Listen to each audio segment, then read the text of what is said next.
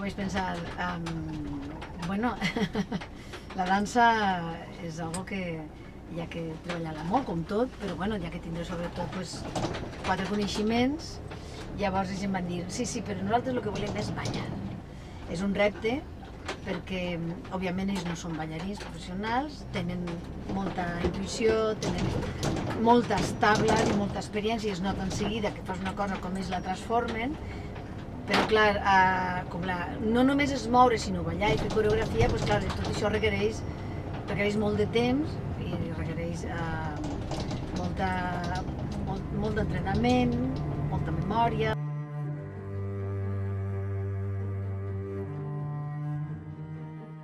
I partim d'una idea una mica general sobre la imperfecció, sobre el fer coses que no saps fer i com afrontar-les, sobre el fet de posar-se 3 homes amb una certa edat a fer alguna cosa que sortir allò que es diu tant de la zona de confort i entrar en un món que no és el teu. Però és una manera d'haver entrat, després, sobretot quan portes tants anys, no? És una manera també de buscar-li l'evolució a la teva feina, transformar-la.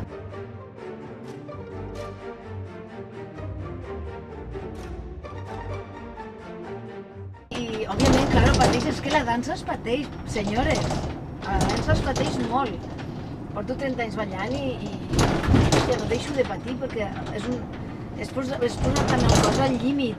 Aquí no tant, però sí, perquè no parteixen de cap límit. Entonces és apretar al màxim per arribar fins a on ells puguin arribar.